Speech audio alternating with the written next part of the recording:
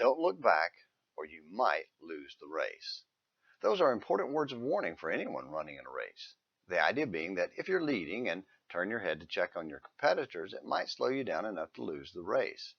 If you watch the Olympics, you seldom see runners turn their heads at all. Except for occasional glances to the side, they keep their eyes focused on the finish line.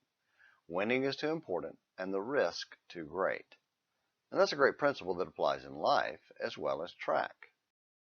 One of the great tragedies in the Bible was when Moses took his eyes off the prize, turned his head at the last moment, and lost.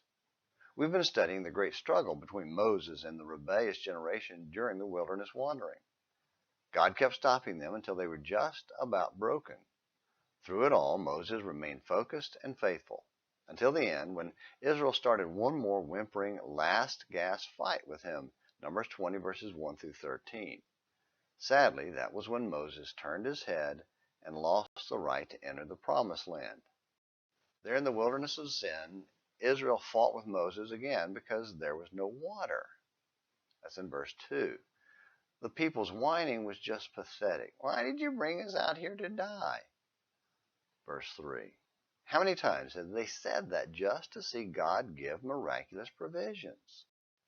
Well, God ordered him to call the people and command water to come from a rock, Numbers 20 verse 8. Moses struck the rock instead, though, and took credit for the miracle. Shall we bring you water from this rock? Numbers 20 verses 10 and 11. God decreed that Moses would not be allowed to lead Israel into the promised land because he took the glory on himself instead of trusting the Lord, Numbers 20 and verse 12. Contrast that with Jesus, who never took his eye off the prize and is able to lead us into the promised land, heaven. But that means we have to keep our eye on the prize. Therefore, since we have so great a cloud of witnesses surrounding us, let us also lay aside every encumbrance and the sin which so easily entangles us, and let us run with endurance the race that is set before us, fixing our eyes on Jesus, the author and perfecter of faith, who, for the joy set before him, endured the cross, despising the shame, and has sat down at the right hand of the throne of God. Hebrews 12, verses 1 and 2. Don't turn your head and miss out on heaven. Oh, and don't miss tomorrow's Morning Minutes in the Bible either. Until then, this is James McClenny hoping you have a great day.